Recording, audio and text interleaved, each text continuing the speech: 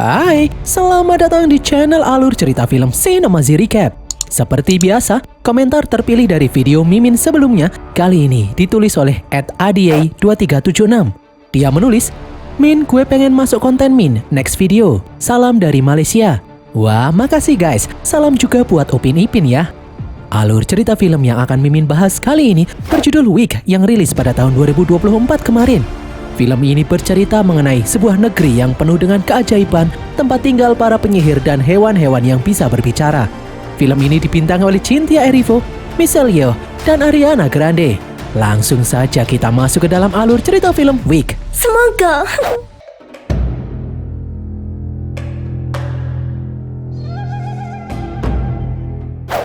Di sebuah negeri ajaib yang bernama Negeri Oz, istri gubernur provinsi Munchkinland yang bernama Pak Trop berselingkuh dengan pria berotot di saat suaminya itu pergi bekerja. Alhasil, istri gubernur itu pun hamil dan melahirkan. Semua orang pun terkejut melihat bayi yang baru lahir, sekujur tubuhnya berwarna hijau. Bayi itu diberi nama Elphaba. Selain berwarna hijau, bayi itu juga secara ajaib bisa menerbangkan benda-benda yang ada di dalam ruangan. Elphaba memiliki kemampuan sihir sejak lahir. Beberapa tahun kemudian, istri gubernur kembali hamil. Pak Trop yang tidak ingin memiliki anak berwarna hijau lagi seperti Elphaba menyuruh istrinya mengkonsumsi bunga susu yang sangat banyak. Namun hal itu malah membuat putri keduanya yang bernama Nessa Rose memiliki kaki yang kecil sehingga dia tidak bisa berjalan karena cacat sejak lahir. Di samping itu, istri gubernur Trop juga akhirnya meninggal saat melahirkan Nessa Rose. Pada suatu hari, di saat Elphaba sedang menemani Nessa bermain, Elphaba membacakan cerita tentang penyihir agung yang tinggal di kota Zamrud. Menurut legenda, penyihir agung bisa mengabulkan semua permintaan. Elphaba sangat ingin bertemu dengan penyihir agung dan memintanya untuk merubah warna kulitnya menjadi sama seperti yang lain. Tiba-tiba segerombolan anak datang dan mengejek Elphaba hingga membuat Nessa menangis. Elphaba yang marah itu pun tidak sengaja mengeluarkan kekuatannya menggerakkan batu-batu melempari anak-anak itu. Saking seringnya dibully, hal itu membuat Elphaba menjadi anak yang tertutup. Beberapa tahun kemudian, setelah Elphaba dan Nessa dewasa, Elphaba mengantar Nessa mendaftar ke Universitas Shiz, sekolah sihir nomor 1 di negeri Oz. Semua orang pun ketakutan di saat pertama kali melihat Elphaba yang berwarna hijau. Di sini juga ada seorang mahasiswi baru yang bernama Galinda. Galinda merupakan gadis yang cantik dan ramah kepada semua orang. Melihat penampakan Elphaba yang aneh, Galinda pun kasihan. Dia berkata, suatu hari nanti setelah dia bisa menjadi penyihir yang hebat, dia akan membantu merubah penampilan Elphaba. Namun Elphaba malah tersenyum karena Galinda menjanjikan sesuatu yang belum tentu bisa dia lakukan. Pak Trop yang khawatir meninggalkan Nessa sendirian akhirnya menyuruh Elphaba untuk mengikuti adiknya itu sampai ke dalam kamarnya. Awalnya Elphaba menolak karena dia bukan mahasiswi baru. Namun Pak Trop bersikeras. Elphaba pun akhirnya bersedia untuk mengantar Nessa ke dalam kamarnya. Semua mahasiswa pun berkumpul di aula untuk mendengarkan pidato sambutan dekan kampus yang bernama Nyonya Moribel. Setelah pidato selesai, para mahasiswa itu pun melihat daftar pembagian kamar masing-masing. Di saat semua orang sibuk mencari kamarnya, Galinda menghampiri Nyonya Moribel. Galinda sangat mengidolakan Nyonya Moribel. Galinda ingin menjadi murid Nyonya Moribel. Namun Nyonya Moribel terkesan tidak peduli menanggapinya karena dia hanya akan mengajar kepada murid yang memiliki bakat yang sangat hebat. Sementara itu, seorang petugas berniat membantu mendorong Nessa menuju kamarnya. Namun Elphaba melarang karena Elphaba sudah berjanji kepada ayahnya untuk mengantar Nessa menuju kamarnya. Melihat petugas itu merebut Nessa secara paksa, Elphaba yang marah lalu mengeluarkan sihirnya. Dia membuat Nessa melayang mendekatinya dan menggeser meja kursi yang ada di sana. Semua orang pun ketakutan. Nessa kemudian malu karena Elphaba terlalu protektif padanya. Nessa kemudian pergi. Kejadian ini membuat Nyonya Moribel takjub. Dia melihat bakat yang luar biasa di dalam diri Elphaba. Dia pun menerima Elphaba sebagai mahasiswa di sini. Nyonya Moribel sendiri yang akan menjadi guru Elphaba. Nyonya Moribel kemudian menyuruh Galinda berbagi kamar dengan Elphaba. Namun Elphaba berkata kalau dia tidak bisa menerima tawaran ini karena ayahnya pasti tidak akan mengizinkannya. Nyonya Moribel pun menyuruh Elphaba tidak usah khawatir, dia yang akan memintakan izin. Nyonya Moribel melihat potensi yang besar pada diri Elphaba. Nyonya Morrible akan membantu Elphaba agar bisa mengendalikan kekuatannya. Nyonya Morrible yakin Elphaba pasti akan bisa menjadi penyihir yang hebat, dan setelah itu dia akan bisa bertemu langsung dengan penyihir agung Oz. Elphaba pun langsung setuju bersekolah di sini karena bertemu dengan penyihir agung Oz adalah cita-citanya sejak kecil. Di saat Elphaba masuk ke dalam kamarnya, tempat itu sudah dipenuhi barang-barang milik Galinda. Galinda pun beralasan awalnya dia memesan kamar pribadi, jadi dia sudah terlanjur membawa barang-barangnya ke dalam kamar. Galinda kemudian menunjukkan ruangan sempit untuk Elphaba. Elphaba yang tidak terima langsung menggeser barang-barang milik Galinda yang ada di sana. Galinda yang penasaran kemudian bertanya bagaimana caranya Elphaba menggerakkan meja kursi di aula tadi. Galinda ingin bisa melakukannya juga agar dia bisa menjadi murid Nyonya Morrible.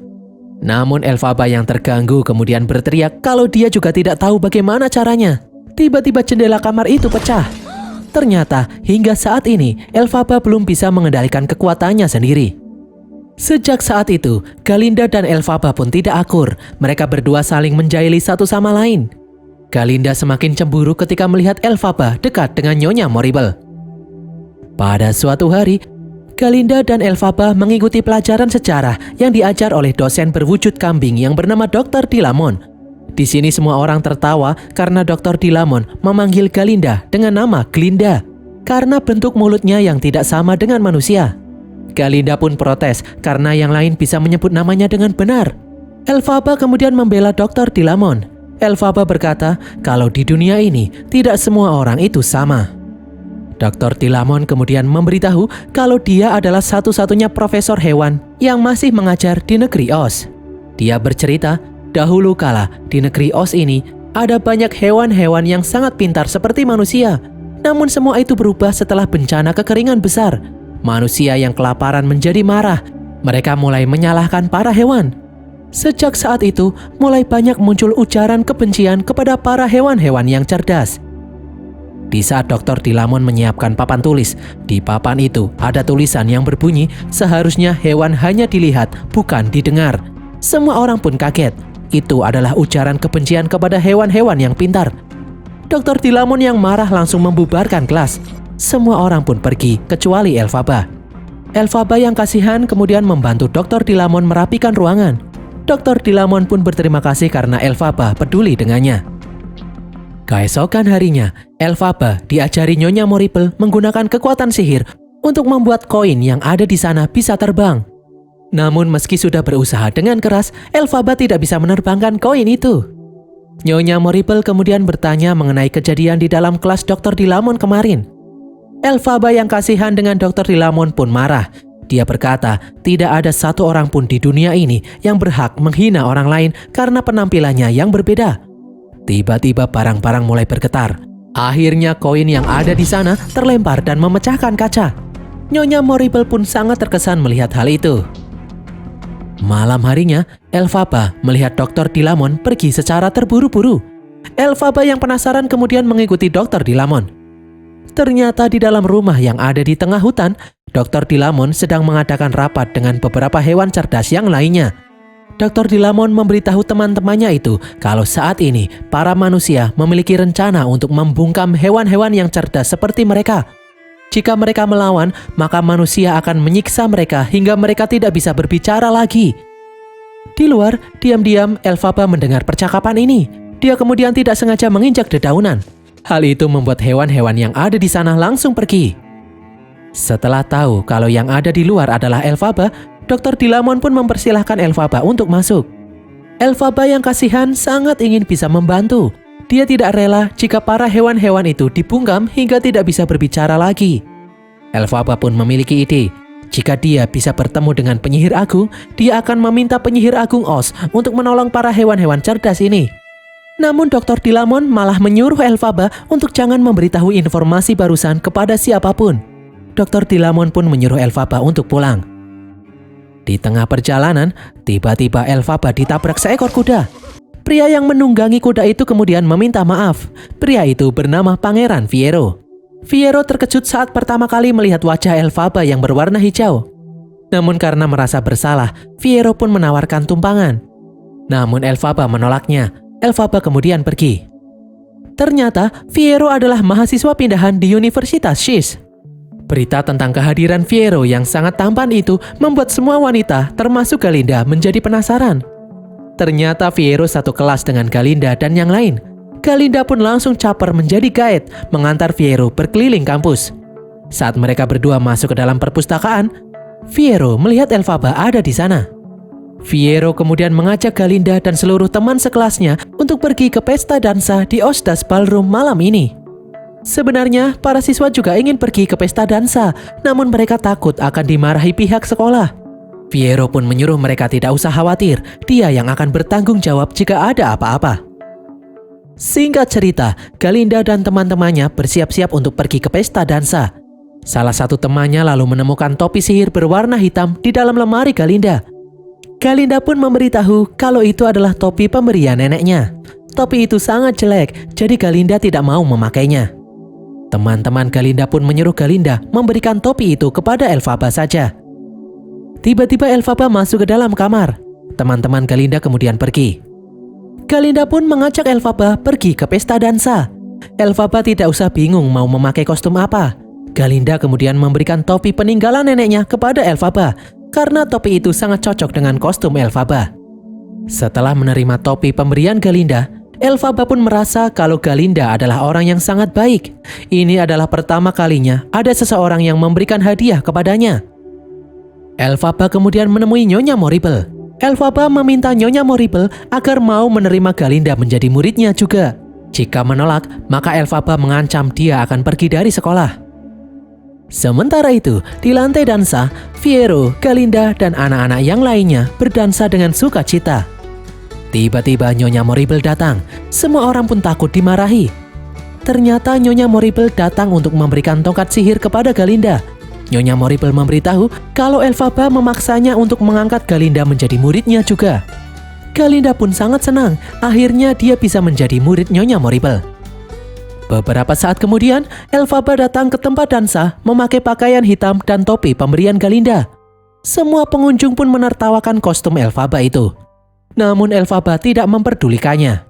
Dia kemudian mulai menari. Gerakannya sangat aneh, membuat semua orang semakin menertawakannya. Melihat Elphaba dibully, Galinda pun merasa kasihan. Galinda yang merasa berhutang budi akhirnya maju dan menemani Elphaba menari dengan gerakan-gerakan yang aneh. Elphaba pun menangis karena ternyata Galinda mau menjadi temannya. Galinda pun menyuruh Elphaba untuk tidak usah menangis. Semua orang kemudian maju dan menari bersama Elphaba.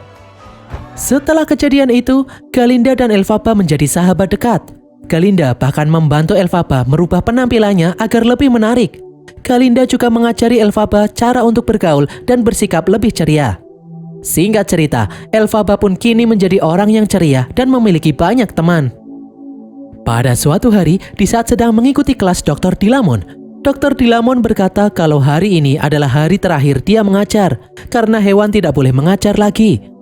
Tiba-tiba, 3 orang petugas datang menangkap Dr. Dilamon, membawanya pergi dengan paksa.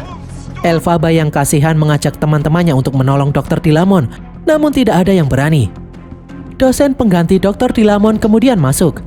Dosen itu membawa anak singa yang ada di dalam sangkar. Dosen itu lalu berkata, mulai saat ini mereka semua harus membiasakan diri memasukkan semua hewan ke dalam sangkar demi kebaikan mereka semua. Namun Elphaba tidak setuju. Dia kasihan melihat anak singa yang ketakutan di dalam sangkar. Tiba-tiba Elphaba menggebrak meja mengeluarkan sihir bunga-bunga yang membuat semua orang tertidur kecuali Elphaba dan Fiyero. Elphaba pun meminta bantuan Fiyero untuk menyelamatkan anak singa itu. Mereka berdua pun langsung membawa anak singa itu masuk ke dalam hutan. Beberapa saat kemudian, Nyonya Morrible terkejut melihat semua orang di dalam kelas tertidur. Dia langsung tahu kalau itu adalah ulah Elphaba. Nyonya Morrible pun langsung menulis surat kepada penyihir agung Oz. Dia memberitahu kalau kemampuan Elphaba kini sudah meningkat drastis. Di tengah hutan, Elphaba berterima kasih karena Fiyero mau membantunya. Ternyata selama ini Fiyero juga tidak menyetujui aksi pembungkaman para hewan. Fiyero kemudian pergi untuk membawa anak singa ke tempat yang lebih aman. Elphaba pun mulai menyukai Fiyero, namun dia langsung sadar kalau dia bukan siapa-siapa. Keesokan harinya, Nyonya Morrible dan beberapa siswa heboh melihat surat balasan dari penyihir agung Oz. Begitu pula dengan Galinda dan Elphaba. Nyonya Morrible kemudian menyuruh Elphaba membuka surat itu. Di surat itu tertulis kalau Elphaba diundang secara resmi ke kota Zamrud untuk bertemu dengan penyihir agung Oz. Semua orang pun memberi selamat kepada Elphaba. Nyonya Morrible kemudian berkata, di saat bertemu nanti, Elphaba harus percaya diri memperlihatkan kemampuannya di hadapan penyihir agung agar penyihir agung menyukainya. Singkat cerita, Elphaba diantar teman-temannya menuju stasiun untuk pergi ke kota Zamrud. Galinda berkata kalau dia pasti akan kesepian karena ditinggal Elphaba.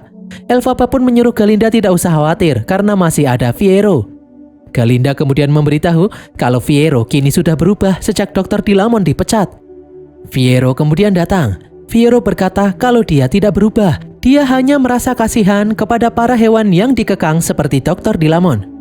Galinda kemudian berkata kalau dia juga merasa kasihan. Untuk membuktikannya, di hadapan para siswa yang lain, Galinda berkata kalau mulai saat ini dia merubah namanya menjadi Glinda sebagai bentuk kekecewaan atas dipecatnya Dr. Dilamon. Semua orang pun mendukung aksi Glinda itu. Masinis kereta kemudian menyuruh Elphaba untuk segera naik. Elphaba pun langsung naik. Di saat kereta itu mulai berjalan, Glinda lupa memberikan peta kota Zamrud kepada Elphaba. Dia pun langsung berlari mengejar kereta. Melihat Glinda mengejar kereta, Elphaba kemudian memiliki ide.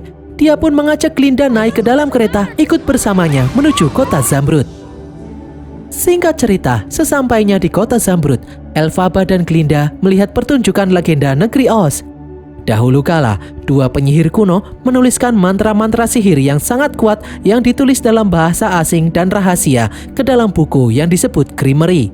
Barang siapa yang bisa membaca buku itu akan mendapatkan kekuatan luar biasa untuk melindungi negeri Oz. Pada suatu masa, tidak ada satu orang pun yang bisa membaca buku Grimoire. Masa-masa itu sangat suram dan kejahatan ada di mana-mana. Hingga suatu hari, penyihir agung Oz datang dari langit. Dia bisa membaca buku Grimoire dan berhasil membuat negeri Oz menjadi ceria lagi. Akhirnya semua orang pun memuja penyihir agung Oz. Elphaba dan Glinda kemudian masuk ke dalam istana penyihir agung Oz. Mereka disambut oleh kera berwarna biru yang bernama Chistery yang merupakan pemimpin pasukan kera yang ada di sana.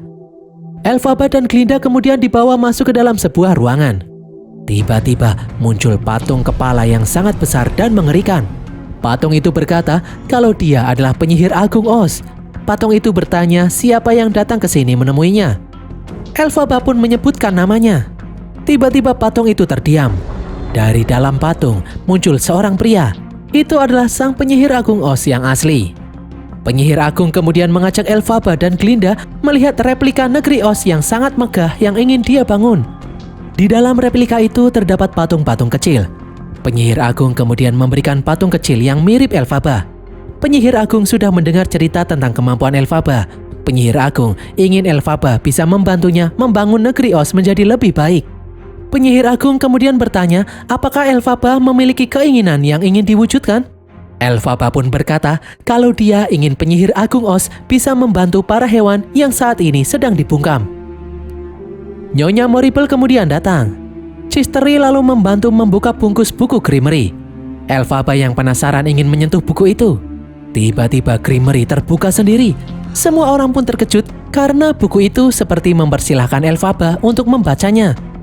Morrible pun menyuruh Elphaba menunjukkan kemampuannya. Dia menyuruh Elphaba menunjukkan kemampuan yang sudah dikuasainya, yaitu menerbangkan benda-benda. Penyihir agung pun berkata kalau Chistery suka melihat burung-burung. Apakah Elphaba bisa membuat Chistery dan yang lainnya jadi bisa terbang? Tiba-tiba buku Grimoire langsung membuka mantra terbang secara otomatis. Morrible kemudian berkata jika Elphaba tidak bisa membacanya, dia tidak usah memaksakan diri. Namun Elphaba tetap maju. Secara aneh, Elphaba berhasil membaca mantra terbang itu sampai selesai. Tiba-tiba, Chistery yang ada di sini merasa sangat kesakitan. Muncul dua sayap di punggung Chistery. Chistery pun akhirnya bisa terbang. Namun Elphaba yang merasa kasihan melihat Chistery kesakitan bertanya apakah ada mantra yang bisa mengembalikan Chistery seperti semula. Morrible kemudian berkata kalau mantra dari buku Grimoire tidak bisa ditarik kembali. Mereka kemudian melihat pasukan kera yang lainnya juga mempunyai dua sayap seperti Chistery. Morrible pun memberitahu penyihir agung. Dia sangat senang karena mereka akhirnya bisa menyuruh pasukan kera itu untuk menjadi mata-mata di langit. Mendengar hal ini, Elphaba pun curiga. Memangnya mereka mau memata-matai siapa? Penyihir agung pun menjelaskan kalau mereka akan mengawasi hewan-hewan yang memberontak. Mendengar hal ini, Elphaba pun akhirnya sadar. Ternyata penyihir agung dan Nyonya Morrible adalah dalang di balik penangkapan para hewan. Morrible pun beralasan kalau mereka terpaksa melakukan semua itu demi kebaikan negeri Oz. Elphaba pun akhirnya juga sadar kalau penyihir agung Oz ternyata tidak bisa membaca Grimmery. Karena jika dia bisa membacanya, dia pasti akan membuat Cisteri bisa terbang dari dulu. Ternyata selama ini Elphaba hanya dimanfaatkan. Penyihir agung lalu mengajak Elphaba untuk menjadi tangan kanannya. Elphaba akan bisa memiliki rumah yang sangat indah di kota Zamrud ini. Bila perlu, Glinda juga akan ikut tinggal di sini. Namun Elphaba menolak. Dia tidak mau menjadi budak selamanya. Elphaba lalu merebut buku Grimmery dan kemudian pergi. Nyonya Morrible pun menyuruh Glinda untuk membujuk Elphaba agar mau kembali. Nyonya Morrible kemudian memerintahkan para pasukan kera terbang untuk menangkap Elphaba. Jika menolak, Morrible akan menyiksa keluarga para kera terbang itu. Para kera terbang itu pun langsung terbang mengejar Elphaba. Glinda kemudian datang meminta Elphaba untuk kembali, namun Elphaba malah kabur. Sementara itu, penyihir agung Oz memerintahkan para pasukan untuk menangkap Elphaba. Di tempat lain, Elphaba dan Glinda masuk ke dalam ruangan balon udara. Elphaba mengajak Glinda untuk menerbangkan balon udara itu. Beberapa pasukan kemudian datang. Dengan susah payah, Elphaba dan Glinda berhasil menjatuhkan pasukan yang mengejar mereka. Balon udara pun mulai naik ke atas. Namun salah satu petugas menutup atap bangunan membuat balon udara itu pecah. Elphaba dan Glinda kemudian melompat sebelum balon udara itu jatuh. Mereka lalu masuk ke dalam sebuah ruangan. Elphaba mengunci pintu itu dengan sebuah sapu dan gerobak. Glinda kemudian bertanya, kenapa Elphaba menyia-nyiakan mimpinya selama ini? Penyihir agung Oz pasti bisa membantu Elphaba agar bisa disukai banyak orang. Elphaba pun menjawab kalau dia tidak mau tunduk pada seseorang yang berlawanan dengan hati nuraninya. Mereka berdua kemudian mendengar suara Morrible yang mengumumkan kepada semua warga negeri Oz untuk menangkap Elphaba. Morrible berkata kalau Elphaba telah mencuri Grimmery. Morrible menyebut kalau Elphaba kini sudah berubah menjadi penyihir jahat. Mendengar pengumuman ini, Elphaba berkata kalau dia tidak merasa takut sedikit pun. Justru penyihir agung Oz lah yang seharusnya takut dengannya. Glinda kemudian membujuk Elphaba untuk meminta maaf agar semuanya kembali seperti semula. Namun Elphaba menolak. Dia tidak bisa melihat para hewan menderita. Elphaba akan berusaha menolong para hewan-hewan itu. Elphaba kemudian kembali membaca mantra terbang di buku Grimmery. Namun Glinda menghentikannya karena dia takut Elphaba akan kesakitan seperti Cisteri. Tiba-tiba dari belakang, sapu yang mengunci pintu kemudian bergerak. Secara ajaib, sapu itu terbang ke arah Elphaba. Di luar ruangan, para petugas berusaha mendobrak pintu. Elphaba kemudian mengajak Glinda untuk pergi menaiki sapu terbang bersamanya. Glinda yang melihat Elphaba kedinginan langsung mengambil kain hitam dan mengalungkan kain itu di leher Elphaba agar Elphaba tidak kedinginan. Tiba-tiba para petugas datang menangkap Glinda. Glinda pun menyuruh Elphaba untuk segera pergi. Elphaba pun langsung melompat dan menjebol kaca terjun ke bawah. Elphaba kemudian terbang dengan bantuan sapu terbang. Dia berhasil menghindari kejaran pasukan kera terbang. Elphaba kemudian langsung melesat pergi menembus awan. Berita tentang Elphaba yang berubah menjadi penyihir jahat membuat semua orang panik. Teman-temannya yang ada di dalam kampus pun terkejut seakan tak percaya. Di tempat lain, Gubernur Trop terpukul mendengar kabar kalau putrinya berubah menjadi penyihir jahat. Sementara itu, Nyonya Morrible berencana memanfaatkan kekuatan Glinda untuk melawan Elphaba di masa depan. Dan berakhirlah alur cerita film Week ini guys. Semoga kalian terhibur. Pesan yang kita dapatkan dari film ini adalah jika ada teman kalian yang berwarna hijau, jangan disuruh masuk ke sekolah sihir. Takutnya dia berubah menjadi penyihir jahat. Tulis kritik dan saran kalian di kolom komentar. Jangan lupa subscribe dan follow media sosial kami. Sampai jumpa di konten kami berikutnya. Bye!